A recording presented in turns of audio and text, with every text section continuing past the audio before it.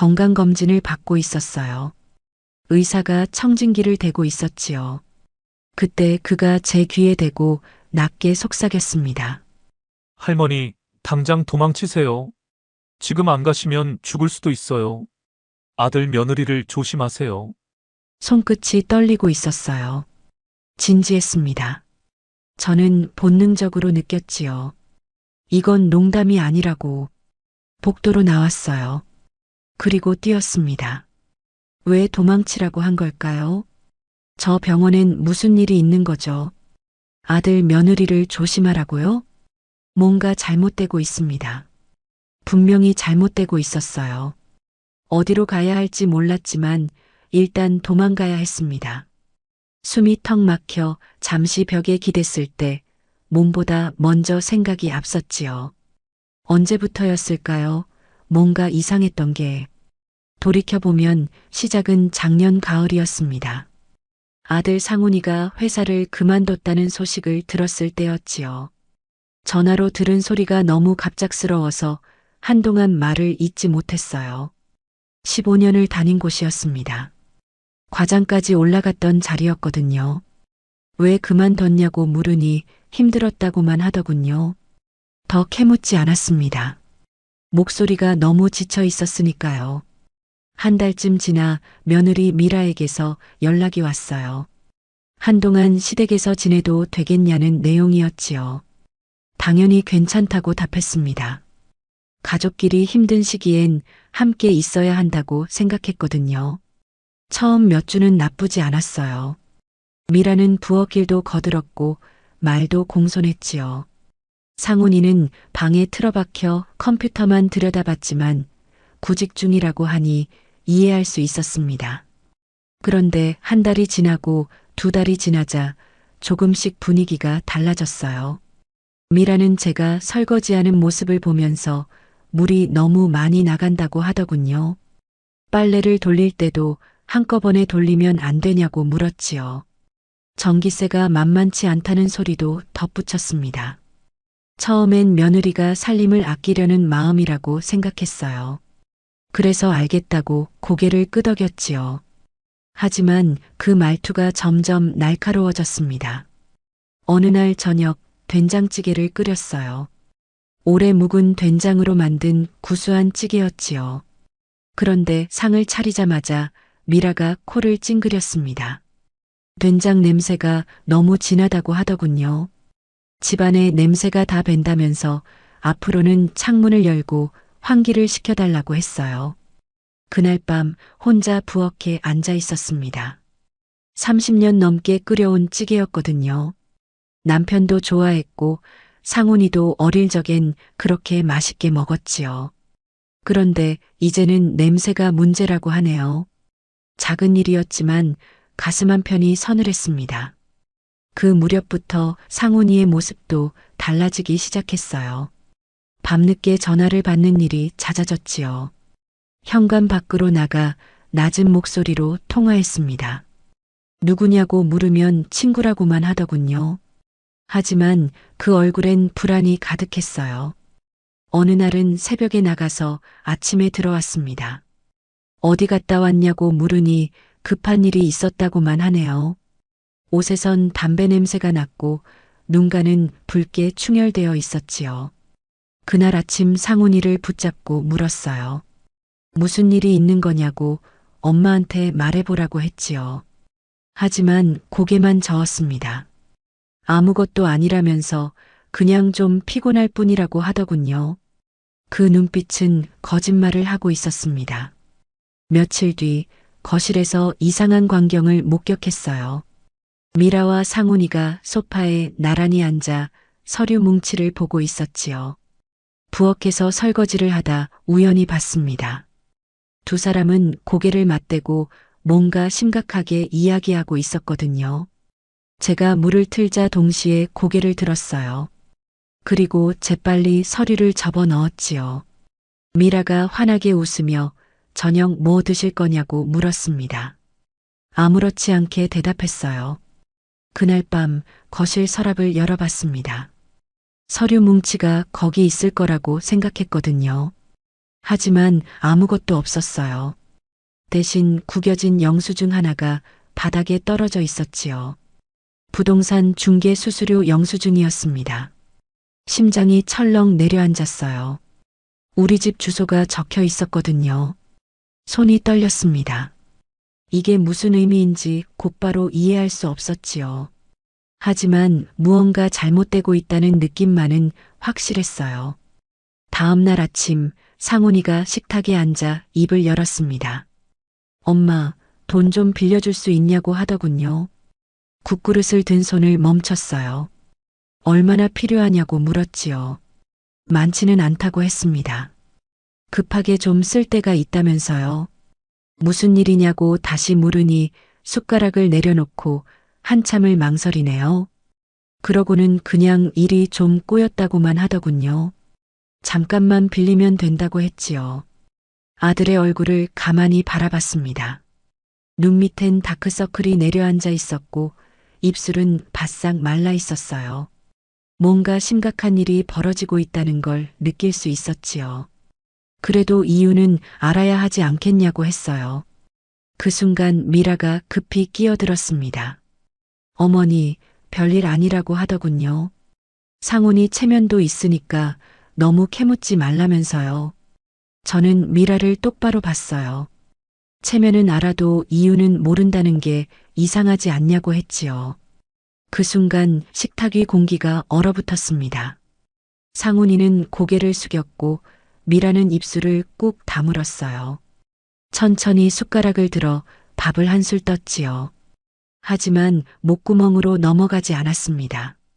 그날 이후 집안 분위기가 완전히 달라졌어요. 상훈이와 미라는 저를 피했지요.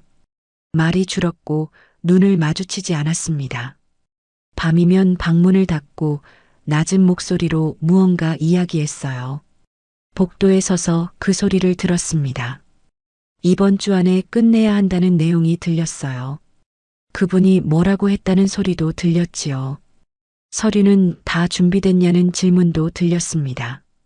제가 문 앞에 서 있다는 걸 알았는지 안쪽에서 갑자기 조용해졌어요. 그대로 화장실로 향했지요. 뒤에서 문이 열리는 소리가 났지만 돌아보지 않았습니다. 그날 밤 잠들 수 없었어요. 천장을 바라보며 생각했지요. 부동산 영수증, 돈을 빌려달라는 요구, 밤마다 이어지는 은밀한 대화들. 이 모든 게 무엇을 의미하는 걸까요? 혹시 제 집을 팔려는 걸까요? 다음 날 아침 미라가 입을 열었어요. 어머니 요즘 안색이 안 좋으시다고 하더군요. 한번 병원에 가보시는 게 어떻겠냐면서요. 상훈이도 고개를 끄덕이며 검진 한번 받아보는 게 좋을 것 같다고 했지요. 요즘 깜빡깜빡 하시는 것 같다고 하네요. 생각해보니 요즘 제가 좀 피곤해 보였나 봅니다. 신경 쓸 일도 많았고 잠도 제대로 못 잤거든요. 그래서 안색이 안 좋아 보였을 수도 있겠다 싶었어요. 아이들이 걱정해서 병원에 가보자고 하는 거겠지요. 좋은 마음으로 챙겨주는구나 싶었습니다. 날짜까지 잡아놨다고 하더군요. 모레 오전 10시래요. 괜찮은 병원이라면서요. 고맙다고 했습니다. 그리고 고개를 끄덕였지요. 이틀 뒤 상훈이와 미라는 저를 차에 태웠어요. 병원까지 가는 내내 아무도 입을 열지 않았지요. 창밖을 바라봤습니다. 익숙한 거리가 지나갔고 낯선 건물이 나타났어요. 하얀 건물이었지요. 하늘병원이라고 적혀 있었습니다. 진료실에 들어갔을 때 젊은 의사가 저를 맞았어요. 청진기를 들고 검사를 시작했지요. 그리고 아주 낮은 목소리로 속삭였습니다. 할머님, 당장 도망치세요. 그 순간 모든 게 연결됐어요. 부동산 영수증, 돈을 빌려달라는 요구, 밤마다 이어진 대화, 그리고 이 병원.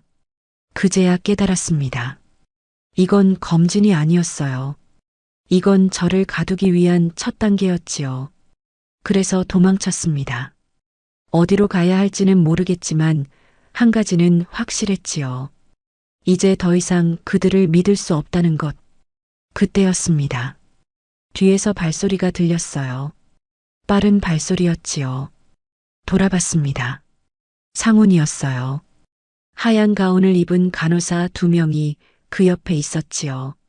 엄마, 상훈이가 달려왔습니다.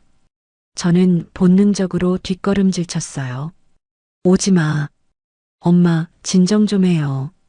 요즘 너무 불안정하시잖아요. 나 멀쩡해. 어머니, 이러시면 안 돼요. 간호사가 다가왔습니다. 어머니, 잠깐만 주사 맞으실게요.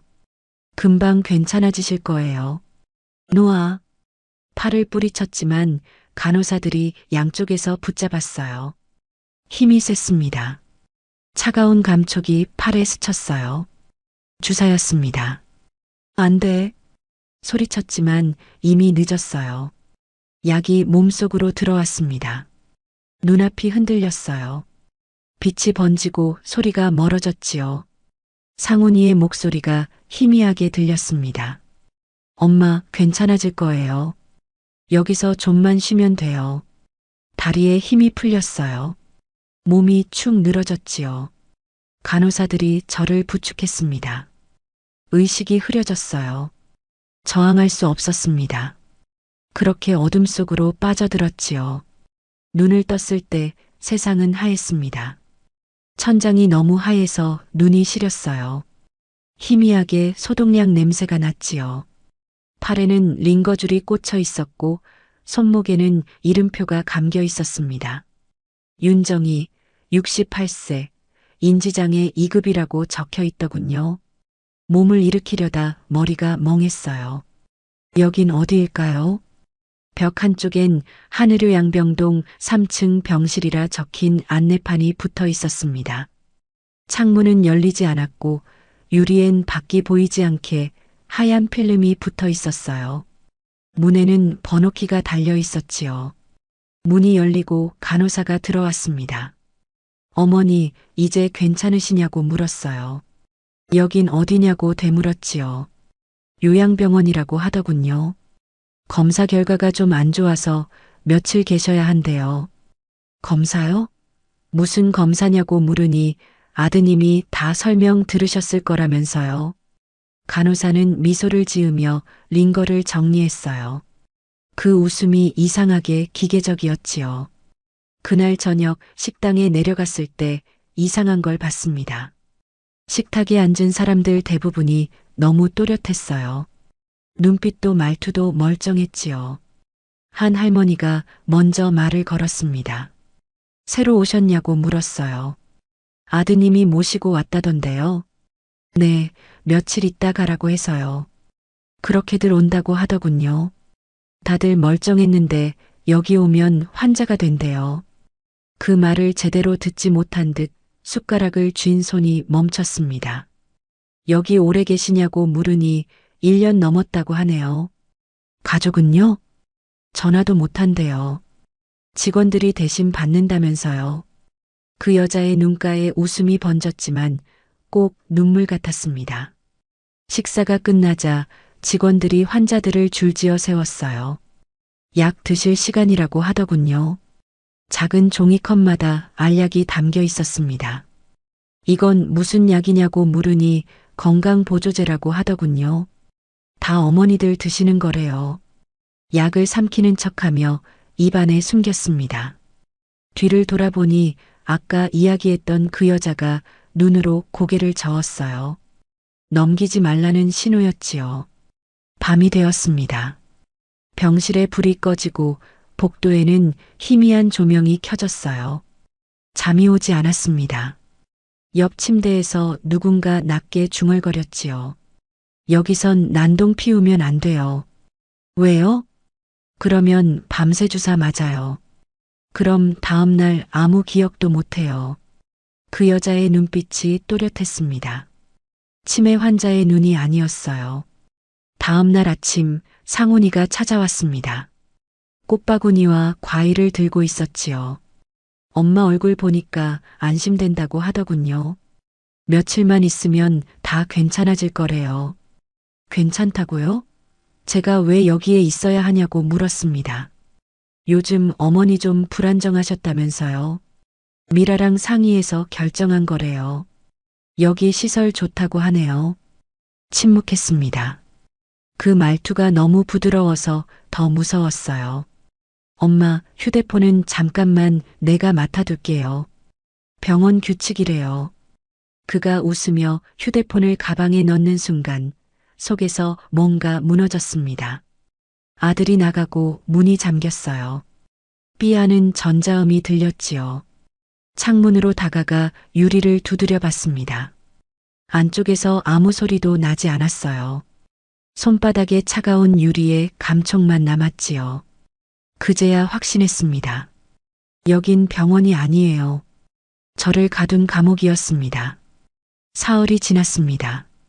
매일 같은 시간에 약을 나눠줬고 매일 같은 시간에 식사를 했어요. 창문 너머로는 아무것도 보이지 않았지요. 넷째 날 점심 식당에서 낯선 할아버지를 만났습니다. 70대쯤 되어 보이는 분이었어요. 눈빛은 또렷했고 말도 정확했지요. 저한테 조용히 물었습니다. 새로 오셨냐고요? 네, 며칠 전에요. 가족이 데려왔죠? 네. 다들 그래요. 저도 그랬어요. 할아버지는 숟가락을 내려놓고 낮게 말했습니다. 저는 멀쩡했어요. 회사도 다녔고 골프도 쳤죠. 그런데 어느 날 딸이 건강검진 받으러 가자고 하더군요. 여기 왔다가 그냥 못 나갔어요. 왜요? 딸이 서명했대요. 치매 초기 증상이 있다면서요. 근데 전 멀쩡했어요. 지금도 멀쩡해요. 그럼 항의는 안 하셨어요? 했죠. 처음엔 소리도 지르고 문도 두드렸어요. 나가야 한다고 했죠. 그랬더니요. 주사 맞았어요. 강제로요. 할아버지의 목소리가 떨렸습니다. 그 다음날 정신이 없었어요. 머리가 멍하고 몸이 안 움직였죠. 일주일 동안 그랬어요. 그러고 나니까 무서워서 더 이상 소리 못 질렀어요. 그날 저녁 세탁실 앞에서 다른 할머니를 만났습니다. 60대 초반쯤 되어 보이는 분이었어요. 단정한 옷차림에 말투도 차분했지요.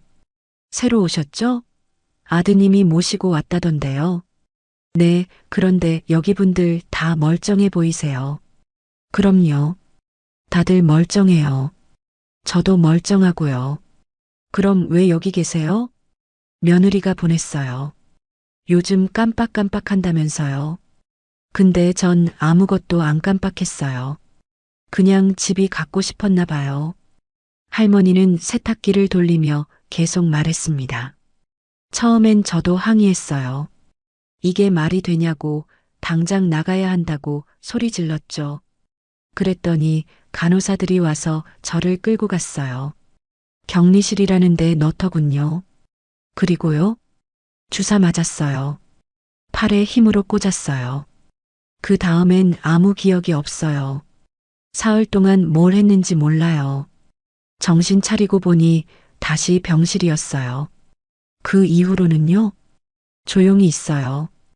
약도 먹는 척하고 말도 안 해요. 그래야 안전하거든요. 할머니의 눈빛이 공허했습니다. 여기선 저항하면 안 돼요. 저항하면 저렇게 만들어버려요. 저렇게요? 할머니가 식당 쪽을 가리켰습니다. 한쪽 구석에 할아버지 한 분이 앉아 있었어요. 눈빛이 흐릿했고 입은 반쯤 벌어져 있었지요. 침을 흘리고 있었습니다. 저분도 처음엔 멀쩡하셨어요. 소리도 지르고 난리쳤죠. 그랬더니 주사 맞았어요. 한 번, 두 번, 세 번. 이제 저렇게 됐어요. 손끝이 차갑게 식었습니다. 저항하면 저렇게 만든다는 거였어요. 순종하지 않으면 진짜 환자로 만들어버린다는 거였지요. 닷새째 되는 밤 복도에서 비명소리가 들렸습니다. 나가야 해요. 저 멀쩡하다고요. 내 돈 돌려줘요. 여자 목소리였어요. 침대에서 일어나 문틈으로 내다봤지요. 한 할머니가 복도를 뛰어다니고 있었습니다. 간호사 3명이 쫓아가고 있었어요. 어머니, 진정하세요. 싫어요. 나 여기 있으면 안 돼요. 할머니가 비상구 쪽으로 달렸지만 문은 잠겨 있었습니다. 간호사들이 그녀를 붙잡았어요. 팔을 뒤로 꺾고 바닥에 눕혔지요. 그리고 주사를 꺼냈습니다. 안 돼요. 안 돼. 주사가 팔에 꽂혔습니다. 할머니의 몸이 서서히 축 늘어졌어요. 비명이 먹고 조용해졌지요. 간호사들이 할머니를 끌고 복도 끝으로 사라졌습니다. 저는 문을 닫고 침대로 돌아왔어요. 온몸이 떨렸지요. 조용히 있어야 해요. 저항하면 안 돼요. 그래야 살아남아요. 이틀 뒤 식당에서 그 할머니를 다시 봤습니다. 눈빛이 달랐어요. 흐릿했고 초점이 없었지요. 숟가락을 들다가 떨어뜨렸고 밥을 흘렸습니다. 간호사가 와서 닦아주며 말했어요. 어머니, 천천히 드세요. 할머니는 대답하지 않았습니다. 그냥 멍하니 앞을 바라보고 있었어요. 일주일이 지났습니다. 매일 같은 시간에 일어나고 매일 같은 약을 받았어요. 저는 약을 입안에 숨겼다가 화장실에서 뱉었지요. 다른 사람들도 그렇게 하고 있었습니다. 하지만 소리 지르거나 항의하는 사람은 없었어요. 모두 조용히 고개를 숙이고 있었지요. 8째 날 저녁 점심때 봤던 할아버지가 다시 말을 걸었습니다. 여기 오래 있으면 안 돼요. 왜요? 약을 안 먹어도 여긴 공기 자체가 이상해요. 시간이 지나면 정말 이상해져요. 저도 요즘 기억이 가물가물해요. 할아버지의 손이 떨렸습니다. 나가야 해요. 어떻게든 나가야 해요. 안 그러면 진짜 환자가 돼요. 어떻게 나가요? 모르겠어요. 가족이 동의해야 나갈 수 있대요. 근데 가족이 안 와요. 전화도 안 받아요. 할아버지의 목소리가 점점 작아졌습니다. 우린 버려진 거예요. 집이랑 돈만 빼앗기고 여기 갇힌 거예요. 그날 밤 저는 천장을 바라보며 생각했습니다. 여기서 나가려면 어떻게 해야 할까요? 아들은 이미 서명을 했고 휴대폰도 빼앗겼어요.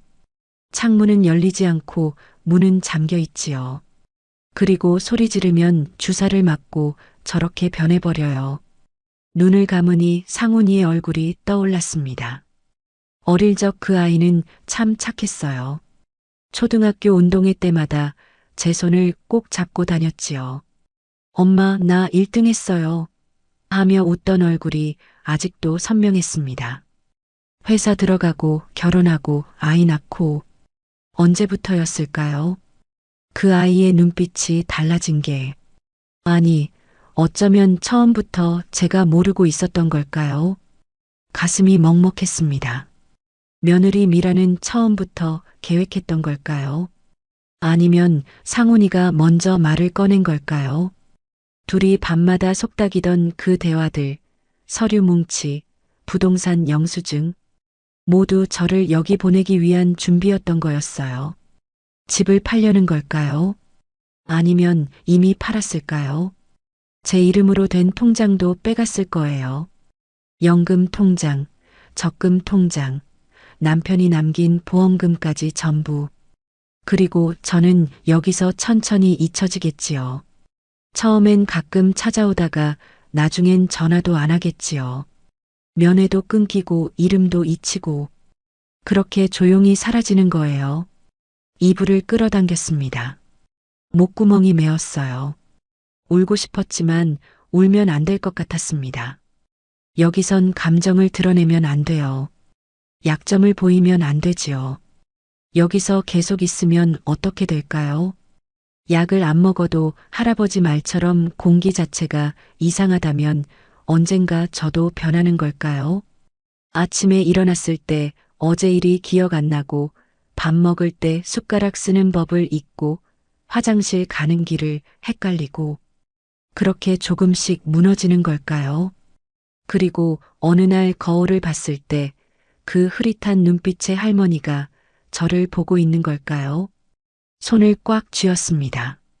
손톱이 손바닥에 파고들었어요. 아니에요. 안 돼요. 절대 그렇게 되면 안 돼요. 저는 아직 멀쩡해요. 생각도 또렷하고 기억도 선명해요. 상훈이가 어릴 적 뭘 좋아했는지, 남편이 돌아가시던 날 무슨 옷을 입었는지, 집 주소가 뭔지, 통장 비밀번호가 뭔지 전부 기억해요. 멀쩡한 사람을 환자로 만들 순 없어요. 만들어서도 안 되지요. 하지만 여긴 그게 가능한 곳이었어요. 멀쩡한 사람을 데려다가 서류 하나로 환자로 만들고 약으로 정신을 흐리게 하고 저항하면 주사로 진짜 환자로 만들어버리는 곳. 그리고 가족들은 아무 죄책감 없이 재산을 가져가는 거예요. 입술을 깨물었습니다. 화가 났어요. 정말로 화가 났지요.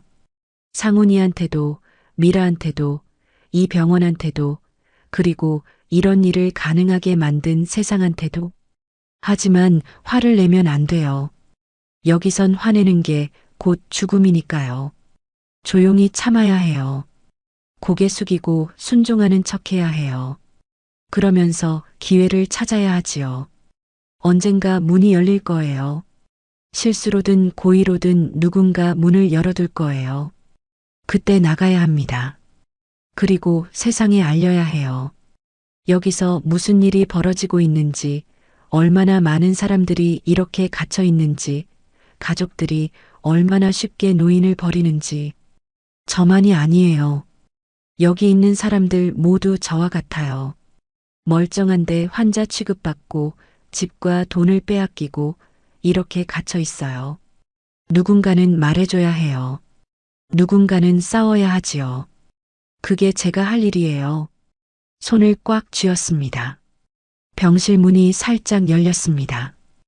하얀 가운 사이로 낯익은 눈빛이 보였어요.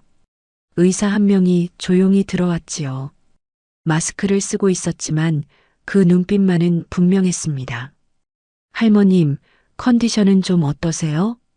저는 침대에서 몸을 일으켰어요. 이 사람이 누구지? 처음 보는 의사였습니다. 괜찮아요. 그는 문을 닫고 조용히 다가왔어요. 그리고 차트를 보는 척하며 낮게 속삭였지요. 할머님, 저 기억하시나요? 고개를 갸웃거렸습니다. 기억이요? 중학교 2학년 7반 한도진이요. 심장이 철렁 내려앉았어요. 도진이? 그 아이가? 마스크를 살짝 내렸습니다.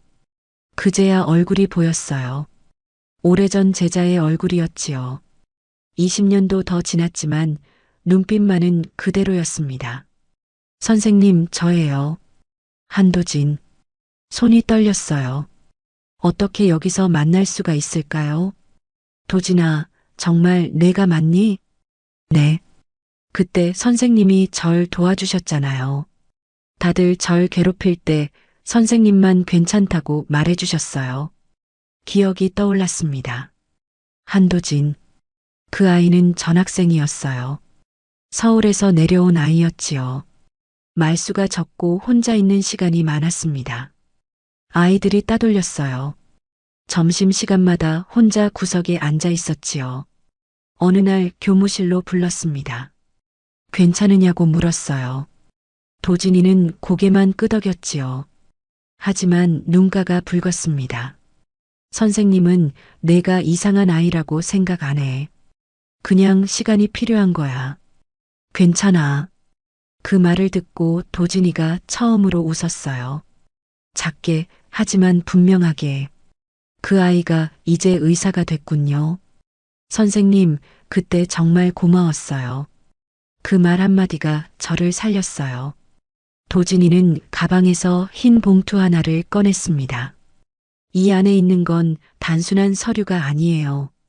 이 병원이 어떻게 사람을 지우는지 증명할 겁니다. 봉투를 받아들었어요. 묵직했습니다. 이게 뭔데? 증거예요. 선생님을 구할 증거. 도진이는 하나씩 꺼내 보였습니다. 첫 번째 USB였어요. 이건 내부 CCTV 백업이에요. 환자에게 강제로 진정제 주사 놓는 장면이 담겨 있어요. 간호사에게 서류 위조 지시하는 음성도 있고요. 두 번째, 서류 한 장이었지요. 치료 위임 동의서예요. 보호자 윤상훈이라고 적혀 있어요. 아드님이 직접 서명했어요. 하단엔 며느리 통장 번호가 적혀 있고요. 세 번째, 회계장부 복사본이었습니다. 병원 운영비 명목으로 빠져나간 돈이 며느리 계좌로 들어갔어요. 이건 단순한 가족 문제가 아니라 의료법 위반이에요. 네 번째, 두꺼운 서류 뭉치였어요. 이건 제 진술서예요. 제가 이 병원에서 어떤 지시를 받았는지, 어떻게 기록을 조작했는지 전부 적었어요. 손이 떨렸습니다. 이 네 가지면 충분하다는 게 느껴졌어요. 도진아, 이걸 왜 나한테 줘? 이제 제가 선생님을 구해줄 차례예요. 이걸 들고 나갈 수 있게 도와드릴게요. 밖으로 새벽 3시 야간 순찰 교대 시간이에요. 그때 직원들이 오늘 없을 때니까 그때 나가세요. 그게 유일한 틈이에요. 봉투를 가슴에 꼭 눌렀어요. 그래도 내가 위험해질 거야. 도진이는 짧게 웃었습니다. 선생님, 예전에도 저한테 그러셨잖아요. 옳은 걸 보면 외면하지 말라고. 문을 열며 낮게 말했어요. 이번엔 꼭 도망치세요. 그리고 증거를 세상에 내주세요. 문이 닫히자 저는 봉투를 바라봤습니다. 그 안에서 서류가 살짝 흔들렸어요. USB가 맞부딪히며 작게 소리를 냈지요. 그 소리가 오래 묻혀있던 진실이 깨어나는 듯 했습니다. 저녁이 깊어갔어요. 병실 불이 꺼지고 복도에는 희미한 조명만 남았지요. 저는 침대에 앉아 봉투를 무릎 위에 올려놓았습니다. 안을 다시 열어봤어요. USB, 위임 동의서, 회계장부, 진술서. 이것만 있으면 병원도 아들 부부도 법정에 세울 수 있었어요. 하지만 손이 떨렸습니다. 제 아들을 법정에 세운다고요? 봉투를 다시 닫았어요. 가슴이 답답했지요. 창밖을 바라봤습니다. 하얀 필름 너머로 아무것도 보이지 않았어요. 그저 어둠만 가득했지요. 생각이 꼬리를 물고 이어졌습니다. 이걸 세상에 내놓으면 어떻게 될까요? 상훈이는 사기죄로 잡혀갈 거예요. 횡령죄도 붙을 거고요. 감금죄까지 더해지면 최소 몇 년은 들어가겠지요. 그럼 상훈이 인생은 끝나요. 전과자가 되는 거예요. 다시는 제대로 된 직장 못 구할 거고요. 사람들 손가락질 받을 거고요. 손주는요? 아빠가 감옥에 간 아이로 자라는 거예요. 학교에서 놀림받을 거예요. 미라도 마찬가지예요. 제가 미라를 좋아하지 않지만 그래도 상훈이 아내였어요. 이 증거를 내놓으면 그 가족이 통째로 무너져요. 한참을 울고 나니 눈이 퉁퉁 부었습니다. 화장실에 가서 찬물로 얼굴을 씻었어요. 거울을 봤지요. 늙은 얼굴이 보였습니다. 언제 이렇게 늙었을까요? 거울 속 제 모습이 낯설었습니다. 다시 병실로 돌아왔어요. 봉투를 다시 봤습니다. 만약 이걸 세상에 내놓지 않으면 어떻게 될까요? 문득 복도에서 주사 맞던 할머니가 떠올랐어요. 나가야 해요. 저 멀쩡하다고요. 내 돈 돌려줘요. 그렇게 소리치던 할머니였지요. 간호사들이 달려들어 바닥에 눕혔습니다. 이틀 뒤 식당에서 다시 봤을 때 그 할머니는 완전히 달라져 있었습니다. 눈빛이 흐릿했어요. 초점이 없었지요. 숟가락을 들다가 떨어뜨렸고 밥을 흘렸습니다. 간호사가 와서 닦아주며 천천히 드시라고 했어요. 할머니는 대답하지 않았습니다. 그냥 멍하니 앞을 바라보고 있었어요. 입은 반쯤 벌어져 있었고 침을 흘리고 있었지요. 저 사람도 처음엔 저처럼 멀쩡했을 거예요. 가족이 있었고 집이 있었고 평범한 삶을 살았겠지요. 그런데 어느 날 가족이 병원에 데려왔어요. 검진 받으러 간다고 속였겠지요. 그리고 여기 갇혔어요. 처음엔 항의했을 거예요. 나는 멀쩡하다고, 나를 내보내라고 소리쳤겠지요. 하지만 소리치면 주사를 맞아요. 한 번, 두 번, 세 번. 그렇게 점점 변해가는 거예요. 눈빛이 흐려지고 말이 느려지고 생각이 멈춰요. 그러다 어느 날 거울을 봤을 때 자기 얼굴도 못 알아봐요. 나는 누구지? 여긴 어디지? 아무것도 기억 못해요. 가족도, 집도, 자기 이름도. 그냥 하루하루 시간만 흘러가요. 밥 먹고, 약 먹고, 자고 일어나고. 그렇게 조용히 무너지는 거예요. 그리고 언젠가 죽어요. 누가 발견할까요? 아침에 간호사가 왔을 때 이미 식어 있겠지요. 장례식은 누가 치를까요? 가족이 올까요? 아니면 병원에서 무용고자로 처리할까요? 화장해서 납골당에 넣겠지요. 작은 함 하나에 들어가서요. 이름표도 없이요. 저도 저렇게 되는 거예요. 신고하지 않으면, 여기 그대로 있으면 저도 똑같이 되는 거예요. 손을 꽉 쥐었습니다. 상훈이가 제 자식인 건 맞아요. 하지만 잘못한 건 벌을 받아야 해요. 자식이라고 해서 죄를 덮어줄 순 없어요.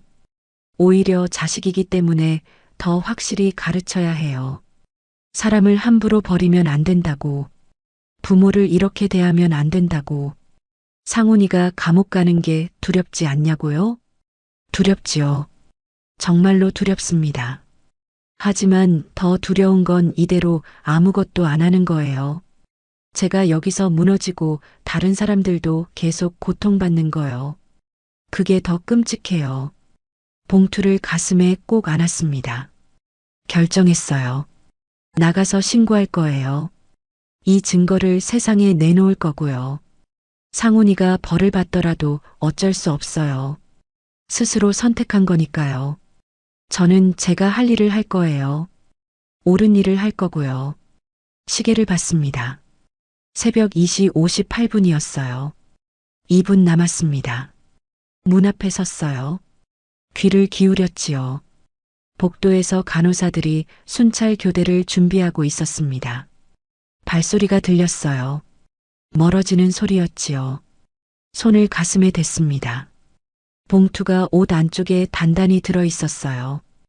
USB, 위임서, 회계장부, 진술서 모두 그 안에 있었지요. 심장이 쿵쿵거렸습니다. 새벽 2시 59분, 1분 남았어요. 숨을 깊이 들이마셨습니다. 내쉬었지요.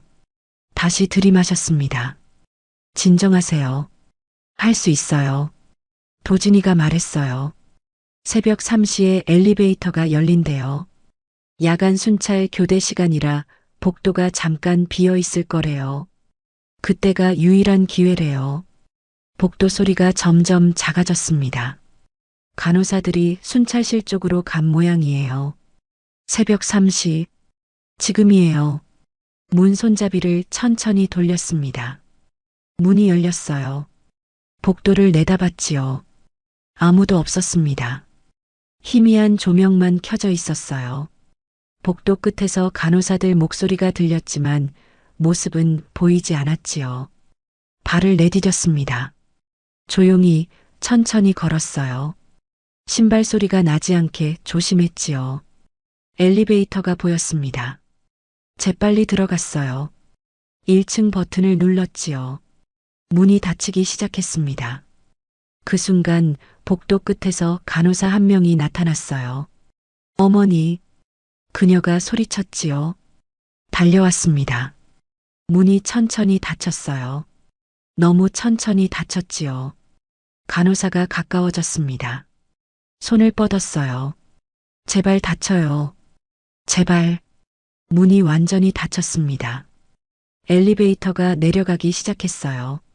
숨을 몰아쉬었습니다. 다리가 후들거렸지요. 간호사가 계단으로 내려올 거예요. 1층에 도착하면 기다리고 있을지도 몰라요. 빨리 움직여야 해요. 엘리베이터가 멈췄습니다. 띵! 1층이에요. 문이 열렸어요. 복도를 봤습니다. 간호사는 없었어요. 하지만 멀리서 발소리가 들렸지요. 뛰었습니다. 출구를 향해 달렸어요. 뒤돌아보지 않았지요. 문이 열려 있었습니다. 밖이었어요. 차가운 바람이 얼굴을 때렸습니다. 밤 공기가 폐에 들어왔어요. 계속 뛰었습니다. 병원 정문을 벗어났어요. 대로변이 나타났지요. 뒤에서 소리가 들렸습니다. 어머니, 돌아오세요. 간호사들이 쫓아오고 있었어요. 택시가 보였습니다. 멀리서 불빛이 다가오고 있었지요. 손을 들었어요.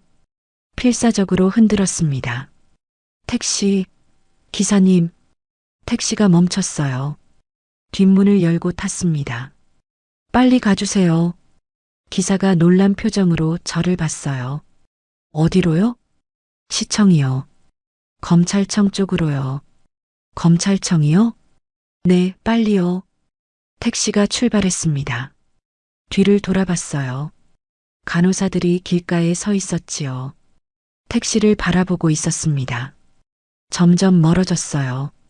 병원 건물이 작아졌지요. 손이 떨렸습니다. 온몸이 떨렸어요. 기사가 백미러로 저를 봤습니다. 괜찮으세요? 네, 괜찮아요. 근데 옷이, 저는 그제야 제 모습을 봤어요. 환자복을 입고 있었지요. 신발도 병원 슬리퍼였습니다. 기사가 또 물었어요. 병원에서 나오셨어요? 네. 보호자는요? 혼자 나왔어요. 기사는 더 이상 묻지 않았습니다. 그냥 운전에 집중했어요. 창밖을 봤습니다. 밤거리가 지나갔어요. 가로등 불빛이 번졌지요. 간판들이 깜빡였습니다. 얼마나 오랜만에 보는 바깥 풍경인가요? 일주일이 넘었어요. 하지만 1년처럼 느껴졌지요.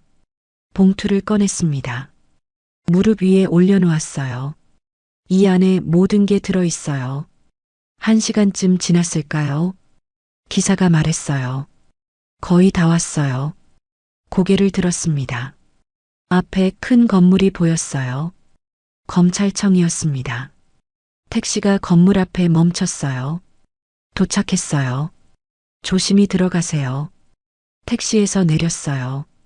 검찰청 건물 앞에 혼자 서 있었어요. 시계를 봤습니다. 새벽 5시였어요. 이렇게 이른 시간에 문이 열려 있을까요? 정문으로 갔습니다. 자동문이 열렸어요. 안으로 들어갔지요. 로비는 텅 비어 있었습니다. 희미한 조명만 켜져 있었어요. 안내판을 봤어요. 민원실은 2층이라고 적혀 있었지요. 계단을 올라갔습니다. 다리가 후들거렸어요. 일주일 동안 제대로 못 먹어서 힘이 없었지요. 2층에 도착했어요. 복도를 따라 걸었습니다. 민원실이라고 적힌 문이 보였어요. 불이 켜져 있었습니다. 문을 밀고 들어갔어요. 안에 직원 한 명이 앉아 있었지요. 젊은 남자였습니다. 컴퓨터를 보고 있었어요. 제가 들어가자 고개를 들었습니다. 어르신, 새벽에 어쩐 일이세요? 신고하러 왔어요. 신고요? 네. 무슨 일인데요? 요양병원에서 사람을 감금하고 돈을 빼돌려요. 제 아들과 며느리가 관련되어 있어요. 직원의 표정이 진지해졌습니다.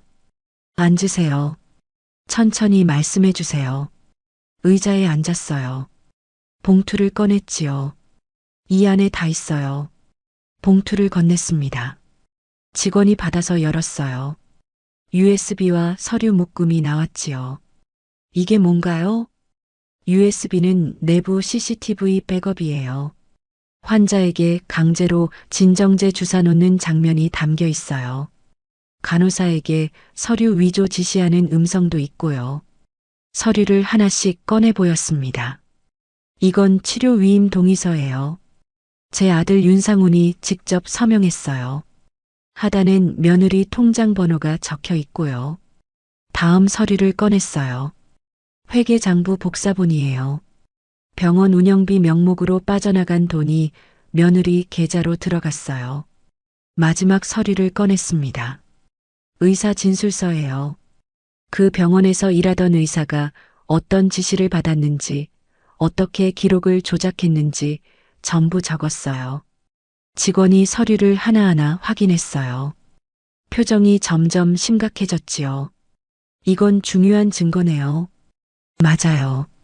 어떻게 이걸 구하셨어요? 제 제자가 그 병원 의사였어요.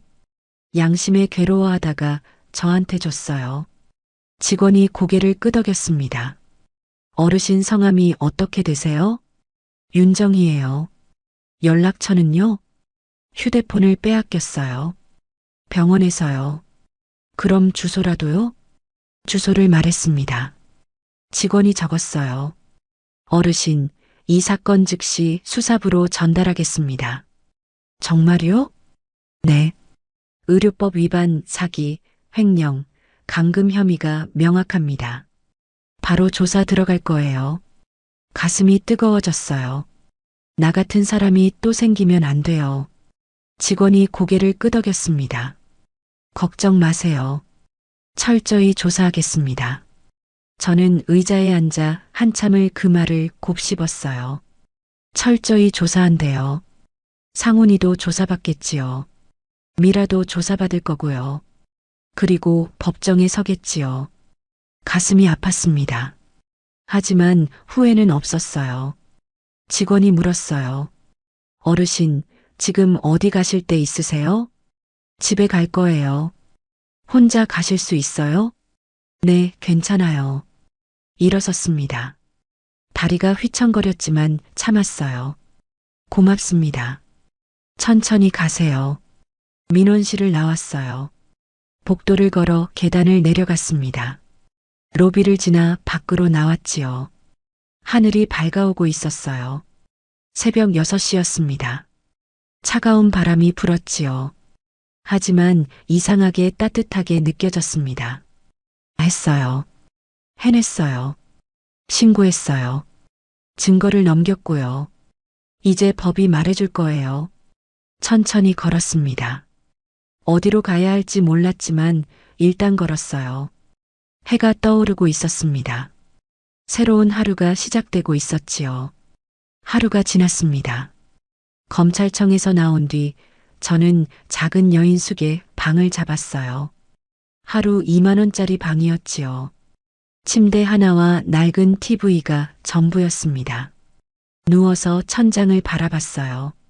정말 신고가 잘 된 걸까요? 검찰이 움직일까요? 불안했습니다. 다음 날 아침 TV를 켰어요. 뉴스가 나오고 있었지요.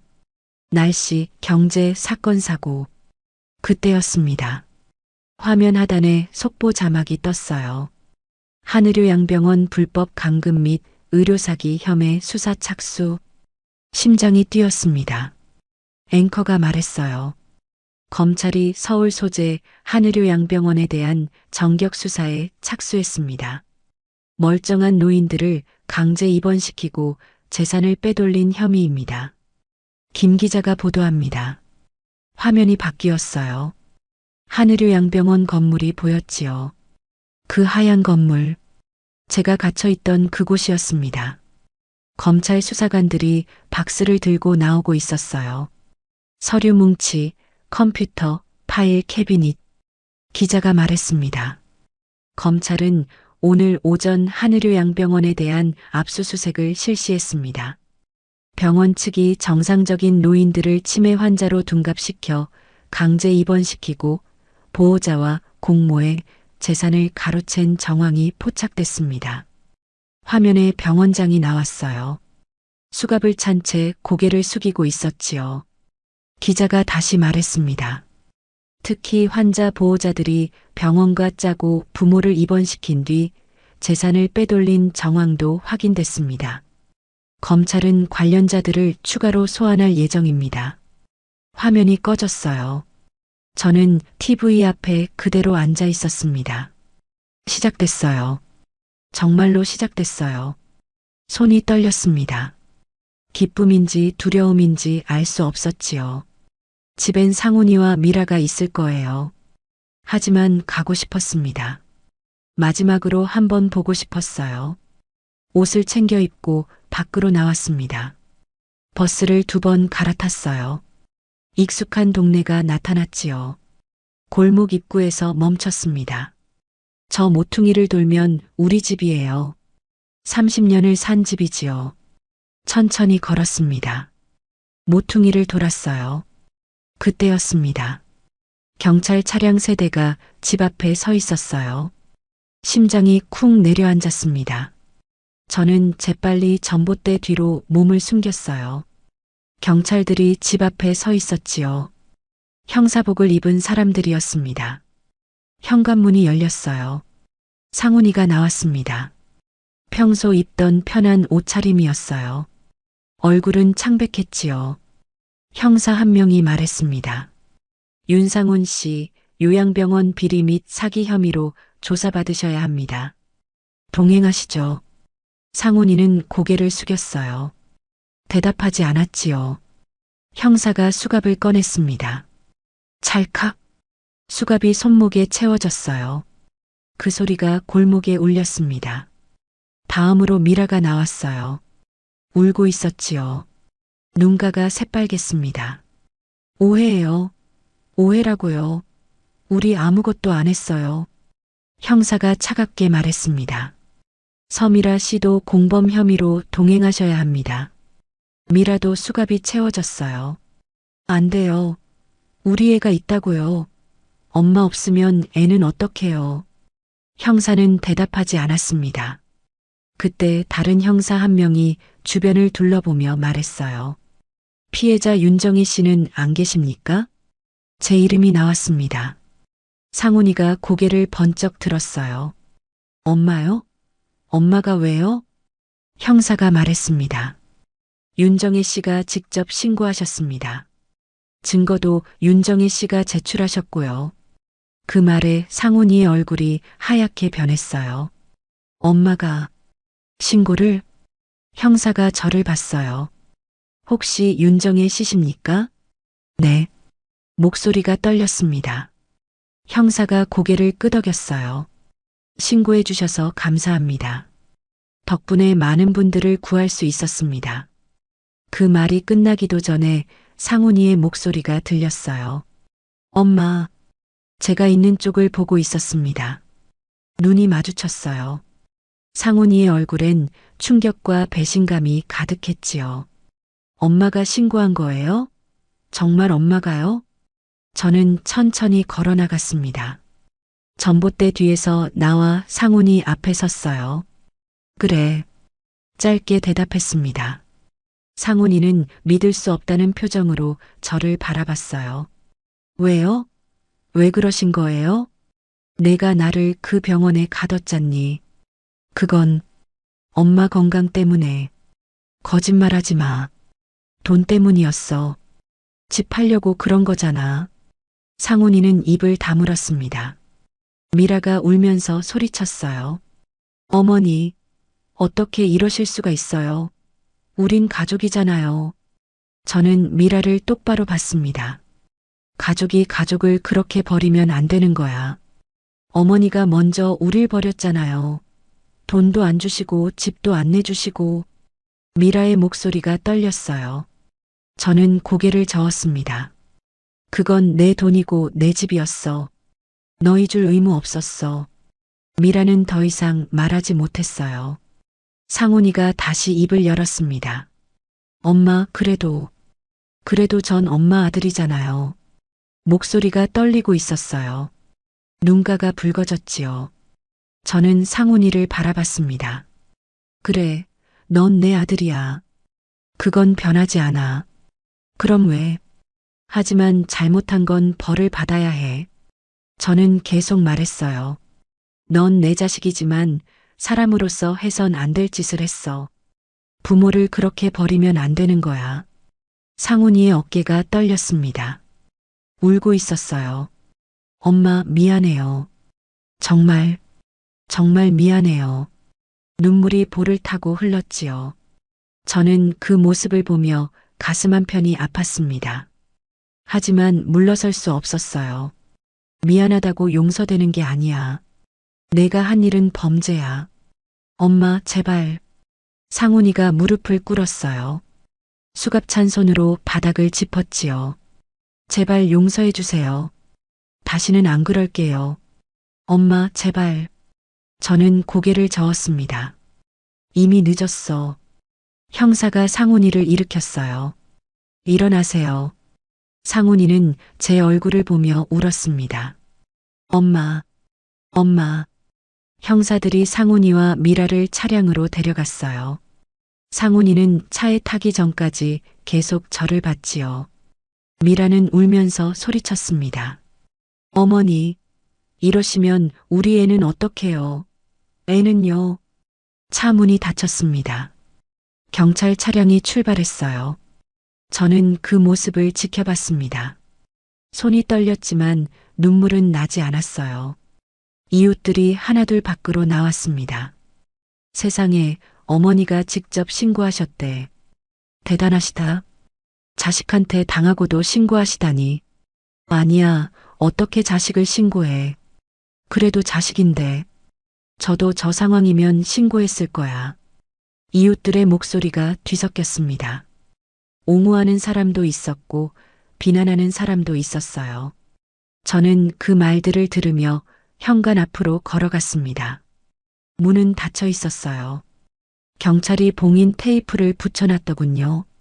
출입금지. 그 글씨를 한참 바라봤습니다. 30년을 산 집이에요. 남편과 함께 살았고 상훈이를 키웠던 집이지요. 현관 옆에 작은 접시 하나가 놓여 있었습니다. 제사상에 쓰던 접시였어요. 김치 자국이 남아 있었지요. 무릎을 굽혀 집어들었습니다. 손으로 닦아냈어요. 문 손잡이를 잡았습니다. 열쇠는 없었지만 문은 잠겨 있지 않았어요. 경찰이 나갈 때 그냥 둔 모양이었지요. 문을 밀고 들어갔습니다. 집안은 조용했어요. 현관에 신발이 어지럽게 놓여 있었습니다. 급하게 끌려간 흔적이었지요. 거실로 들어갔어요. 소파가 보였습니다. 상훈이와 미라가 앉아 서류를 보던 그 소파였어요. 저를 어떻게 처리할지 의논하던 그 자리였지요. TV 리모컨이 탁자 위에 놓여 있었습니다. 커피잔도 2개 있었어요. 아직 커피가 반쯤 남아 있었지요. 부엌으로 갔습니다. 싱크대에 설거지가 쌓여 있었어요. 아침 식사 그릇들이었지요. 미라가 설거지를 안 했나 봐요. 저는 습관처럼 수도를 틀었습니다. 설거지를 시작했어요.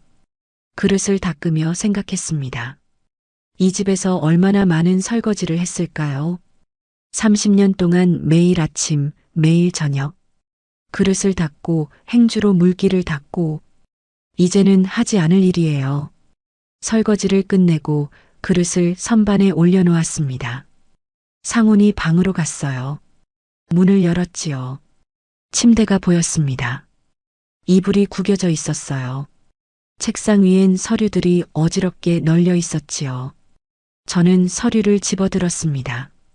부동산 매매 계약서 초안이었어요.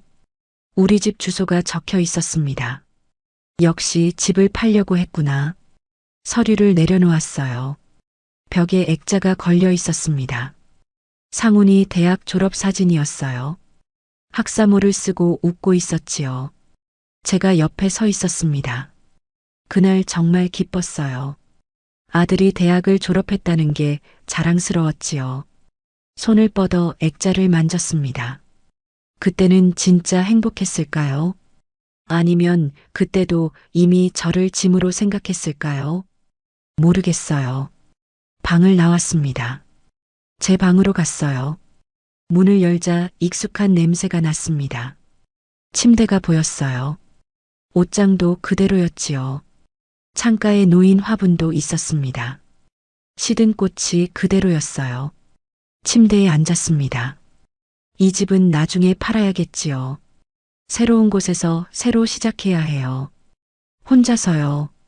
무섭지 않냐고요? 무서워요. 정말로 무서워요. 하지만 해야 해요. 눈을 감았습니다. 며칠이 지났습니다. 법원에서 연락이 왔어요. 재판 날짜가 잡혔다고 했지요.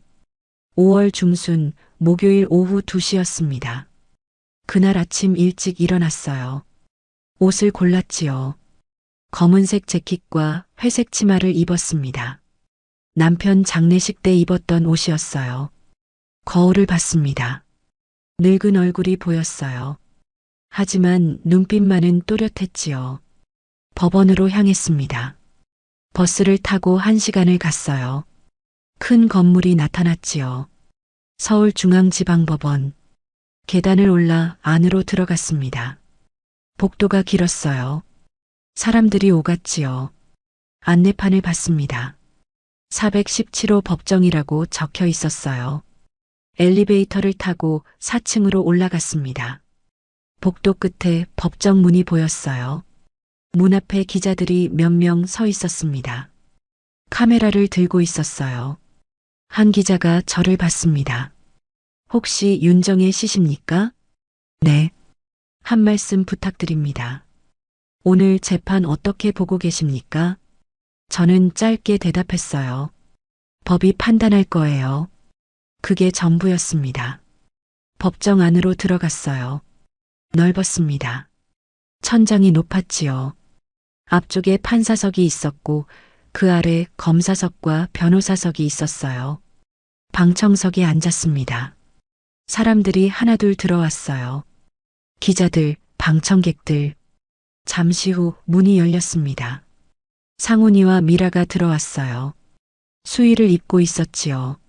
수갑은 채워지지 않았지만 얼굴은 초췌했습니다. 상훈이가 방청석을 봤어요. 저와 눈이 마주쳤지요. 순간 멈칫했습니다. 하지만 곧 고개를 돌렸어요. 미라는 고개를 숙인 채 앉았습니다.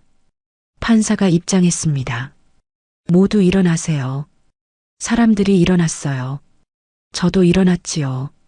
판사가 자리에 앉자 모두 앉았습니다. 재판장이 서류를 펼쳤어요. 2025년 고압 제천 247호 사기 및 감금 등 사건을 시작하겠습니다. 피고인 윤상훈, 서미라는 앞으로 나오십시오. 상훈이와 미라가 일어났습니다. 판사가 물었어요. 피고인들, 기소 내용 확인하셨습니까? 네. 상훈이가 대답했어요. 목소리가 떨렸지요. 검사, 기소 내용 설명해 주십시오. 검사가 일어났습니다. 중년 남자였어요. 안경을 쓰고 있었지요. 존경하는 재판장님, 이 사건은 단순한 가족 간 갈등이 아닙니다. 조직적이고 계획적인 범죄입니다. 검사가 서류를 들었어요. 피고인 윤상훈과 서미라는 2024년 11월부터 피해자 윤정혜 씨를 요양병원에 강제 입원시킬 계획을 세웠습니다. 피해자는 당시 68세로 건강 상태가 양호했음에도 불구하고 피고인들은 치매 초기 증상이 있다는 허위 진단서를 받았습니다. 미라가 고개를 들었어요. 입술을 깨물고 있었지요. 검사가 계속 말했습니다. 피고인들은 하늘요양병원 병원장과 공모하여 피해자를 불법 감금했습니다. 입원 기간 동안 피해자의 휴대폰을 빼앗고 외부와의 연락을 차단했습니다. 또한 피해자 명의의 부동산을 매각하려 했으며 계좌에서 총 8천만 원을 인출했습니다. 방청석에서 웅성거리는 소리가 났어요. 검사가 USB를 꺼냈습니다. 이 증거물은 하늘요양병원 내부 CCTV 영상입니다. 환자들에게 강제로 진정제를 투여하는 장면이 담겨 있습니다. 또한 병원장이 간호사에게 서류 위조를 지시하는 음성도 녹음되어 있습니다. 화면에 영상이 재생됐어요. 복도 장면이었지요. 한 할머니가 소리치고 있었습니다. 나가야 해요. 저 멀쩡하다고요. 간호사들이 달려들었어요. 주사를 꺼냈지요. 안 돼요. 안 돼. 주사가 팔에 꽂혔습니다. 방청석에서 한숨 소리가 들렸어요. 영상이 꺼졌습니다. 검사가 다시 말했어요. 피고인들의 범행은 명백합니다. 사기죄, 횡령죄, 강금죄에 해당합니다. 엄중한 처벌이 필요합니다. 검사가 앉았습니다. 변호사가 일어났어요. 젊은 여자였지요. 재판장님, 피고인들은 깊이 반성하고 있습니다. 피고인 윤상우는 경제적 어려움으로 일시적 판단 착오를 저질렀을 뿐입니다. 판사가 물었습니다. 경제적 어려움이라고 했습니까? 네, 피고인은 회사에서 해고당한 후 생계가 어려웠습니다. 그렇다고 어머니를 감금하고 재산을 빼돌려도 된다는 겁니까? 변호사가 말문이 막혔어요. 판사가 물었습니다. 피고인 윤상훈, 최후 진술하시겠습니까? 상훈이가 일어났습니다. 떨리는 목소리로 말했어요. 재판장님, 저는 처음엔 반대했습니다. 뭐라고요? 제 아내가 먼저 제안했어요. 어머니를 요양병원에 보내자고. 저는 안 된다고 했습니다. 미라가 벌떡 일어났어요. 거짓말이에요. 당신이 먼저 말했잖아. 피고인 서미라, 앉으십시오. 판사가 호통쳤지만 미라는 계속 소리쳤습니다. 당신이 회사 잘렸을 때 어머니 재산 얘기 먼저 꺼낸 게 누구예요? 그건 그냥 한 말이었어. 한 말? 병원 알아본 것도 나고 병원장 만난 것도 나인데? 두 사람이 서로를 바라봤어요. 눈에서 불꽃이 튀었지요. 상훈이가 소리쳤습니다. 당신이 통장 번호 준 거잖아. 병원장한테. 그것도 내가 시킨 거야? 그건 당신이 주라고 했잖아요. 거짓말하지 마. 거짓말은 당신이 하는 거잖아요. 조용히 하십시오. 판사가 망치를 내리쳤어요. 퉁, 퉁, 퉁. 법정이 술렁였습니다.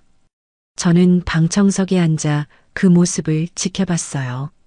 상훈이와 미라가 서로 소리 지르고 있었지요. 서로 책임을 떠넘기고 있었습니다. 이게 제가 키운 자식이구나.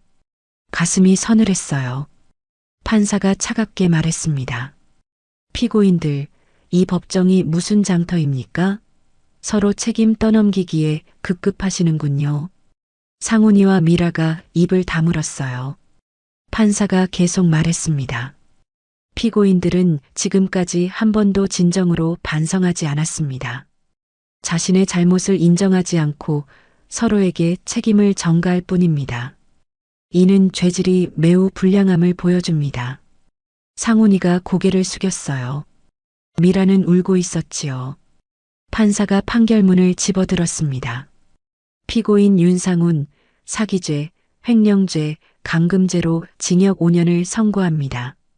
상훈이의 몸이 흔들렸어요. 피고인 서미라, 사기방조죄, 횡령죄로 징역 3년을 선고합니다. 미라가 주저앉았습니다. 판사가 망치를 내리쳤어요. 퉁. 그 소리가 법정에 울렸습니다. 재판이 끝났습니다. 상훈이와 미라가 끌려나갔어요. 상훈이는 계속 뒤를 돌아봤지요. 저를 보고 있었습니다. 하지만 저는 일어나지 않았어요.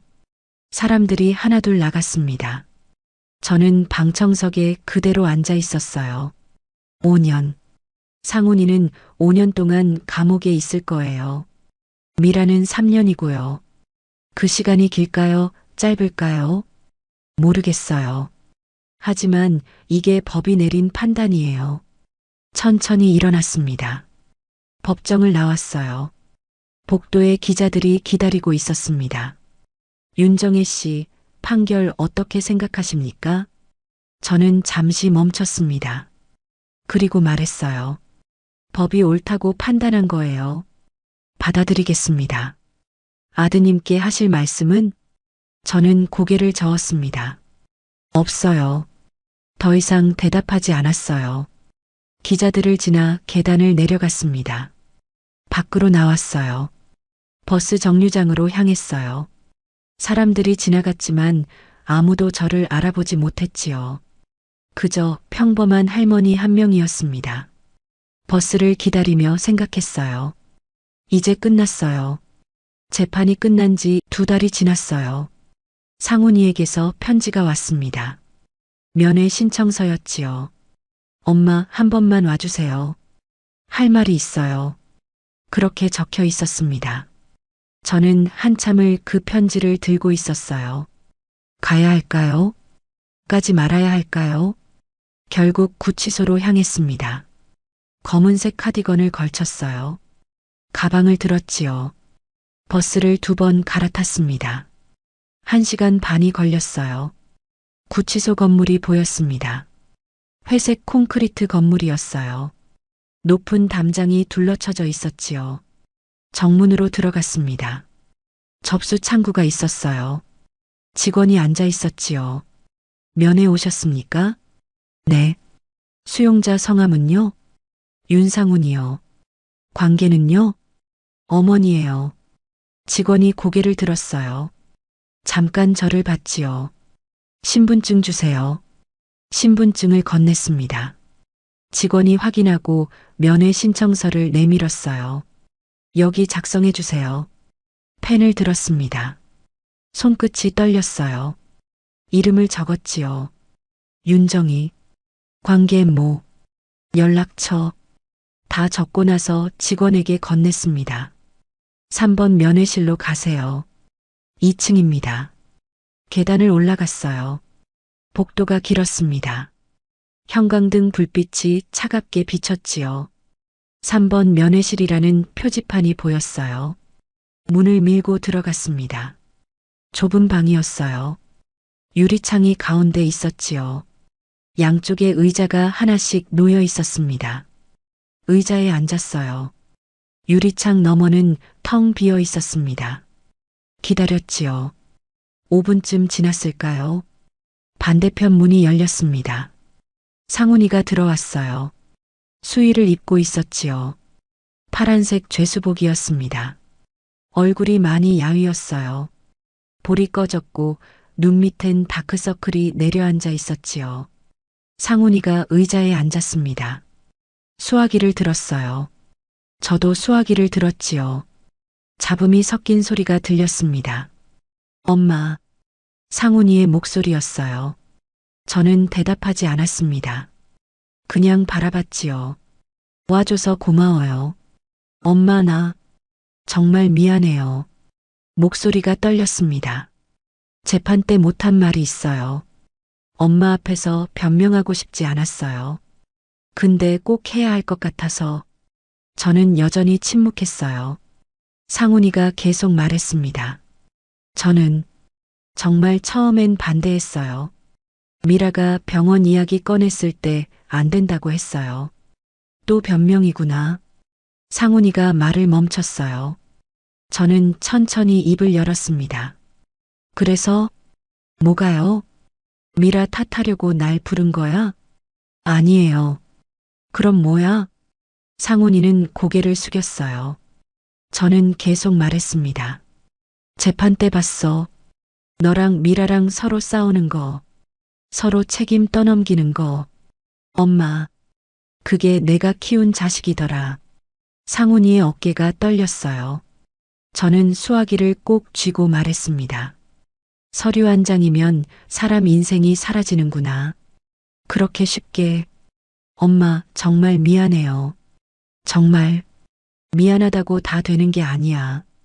저는 유리창 너머 상훈이를 봤어요. 내가 너 키우느라 얼마나 힘들었는지 알아? 남편 돌아가시고 혼자 일했어. 식당에서 설거지하고 청소하고 손이 트고 허리 아파도 참았어. 내가 대학 갈 수 있게. 엄마, 졸업하고 회사 들어갔을 때 정말 자랑스러웠어. 결혼했을 때도 행복했어. 손주 낳았을 때 눈물 났어. 상훈이가 울고 있었습니다. 그런데 넌 나를 병원에 가뒀어. 죄송해요. 약 먹이고 감금하고 내 휴대폰 빼앗고 재산 빼돌리려고 했어. 엄마, 저 정말, 나도 사람이야. 나도 존중받을 권리 있어. 늙었다고 쓸모없다고 그렇게 버리면 안 되는 거야. 상훈이는 고개를 들지 못했어요. 저는 한숨을 쉬었습니다. 나 나가면 엄마 찾아뵐게요. 그때 다시 이야기해요. 상훈이가 말했습니다. 저는 고개를 저었어요. 오지 마. 엄마. 다시는 오지 마라. 엄마, 그렇게 말씀하지 마세요. 저는 상훈이를 똑바로 봤습니다. 내 얼굴 보면 그 병원 냄새가 나. 소독약 냄새, 약 냄새. 그 차가운 복도, 잠긴 문. 다 생각나. 상훈이가 유리창에 손을 댔어요. 엄마, 제발. 저는 수화기를 내려놓으려 했습니다. 그때 상훈이가 소리쳤어요. 엄마, 나 정말 후회해요. 매일 후회해요. 수화기를 든 채 멈췄습니다. 저는 조용히 말했어요. 후회한다고 용서되는 게 아니야. 저는 수화기를 내려놓았어요. 일어났습니다. 상훈이가 유리창을 두드렸어요. 입만 움직이고 있었지요. 엄마, 엄마. 소리는 들리지 않았습니다. 저는 등을 돌렸어요. 문을 열고 나왔지요. 뒤에서 유리 두드리는 소리가 들렸지만 돌아보지 않았습니다. 복도를 걸어 계단을 내려갔어요. 1층 로비를 지나 밖으로 나왔습니다. 햇빛이 쏟아졌어요. 숨을 깊이 들이마셨습니다. 가슴이 답답했지만 시원했어요. 버스 정류장으로 걸어갔습니다. 벤치에 앉았어요. 가방을 열었지요. 안에서 낡은 사진 한 장을 꺼냈습니다. 상훈이 유치원 졸업 사진이었어요. 어린 상훈이가 웃고 있었지요. 제 손을 잡고 있었습니다. 엄마 사랑해요. 뒷면에 삐뚤삐뚤한 글씨로 적혀 있었어요. 한참을 사진을 바라봤습니다. 그래도 내가 한때는 내 기쁨이었지. 중얼거렸어요. 정말로 기뻤어. 내가 태어났을 때, 웃었을 때, 자랐을 때. 눈물이 났습니다. 하지만 이제는 아니야. 사진을 봉투에 넣었어요. 지퍼를 닫았지요. 다시는 꺼내보지 않을 겁니다. 버스가 왔어요. 탔습니다. 창가 자리에 앉았지요. 버스가 출발했습니다. 창밖으로 구치소 건물이 멀어졌어요. 저는 앞을 바라봤습니다. 뒤돌아보지 않았어요. 이사 날짜를 잡았습니다. 다음 주 금요일이었어요. 집을 팔기로 했지요. 부동산에 내놨더니 일주일 만에 계약이 들어왔습니다. 짐을 쌌어요. 많지 않았습니다.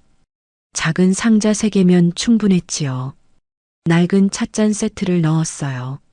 남편이 좋아하던 거였습니다. 보리차 주전자도 넣었지요. 10년 넘게 쓴 거였어요. 사진은 2장만 챙겼습니다.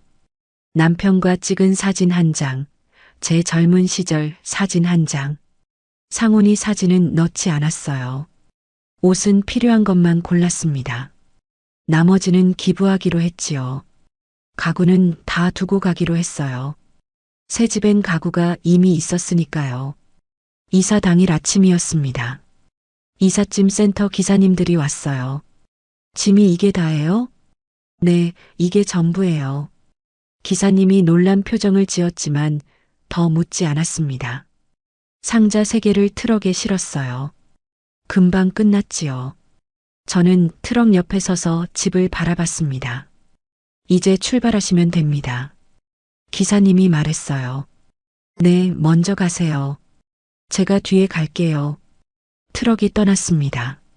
저는 다시 집 안으로 들어갔어요.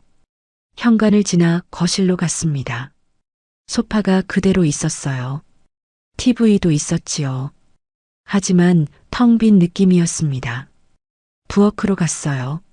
싱크대가 깨끗했습니다. 어제 다 닦아뒀거든요. 창문으로 햇살이 들어왔지요. 제 방으로 갔습니다.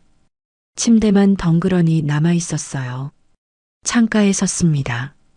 밖을 내다봤지요. 이 창문으로 얼마나 많은 아침을 맞았을까요?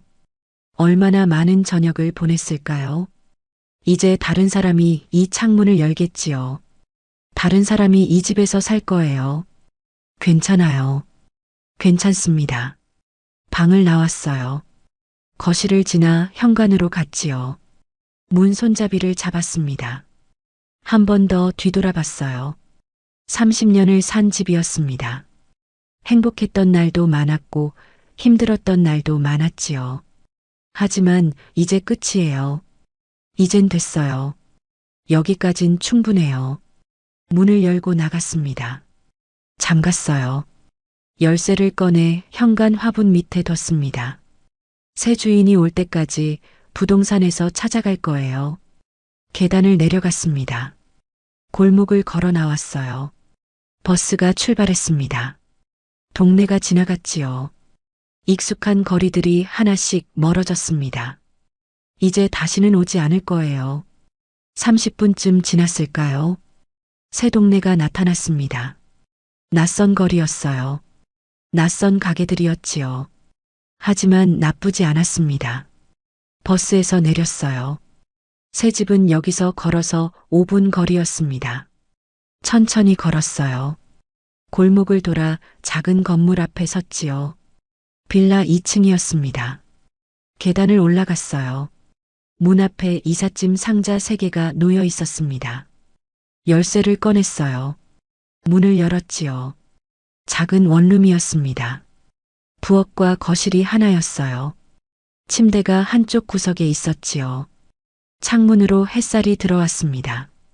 상자를 안으로 옮겼어요. 하나씩 풀기 시작했지요. 찻잔을 꺼내 찬장에 넣었습니다.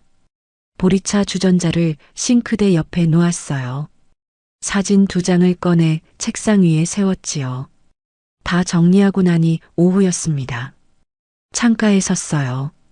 밖을 내다봤지요. 낯선 풍경이었지만 새로웠습니다. 여기서 새로 시작하는 거예요. 창밖으로 바람이 불어왔어요. 따뜻한 바람이었습니다. 저는 작게 웃었어요. 괜찮아요. 괜찮을 거예요. 해질녘이었습니다. 저는 찻잔에 보리차를 따랐어요. 창가에 앉아 차를 마셨지요. 밖에서 아이들 웃는 소리가 들렸습니다. 새 동네의 소리였어요. 내일부터 이 소리들과 함께 살겠지요. 차를 다 마시고 컵을 내려놨어요. 내일은 어떤 날이 될까요? 모르겠어요. 하지만 괜찮아요. 하루하루 살아가면 되니까요. 혼자서도 괜찮아요. 저는 천천히 잠들었습니다. 새로운 집에서의 첫날 밤이었습니다.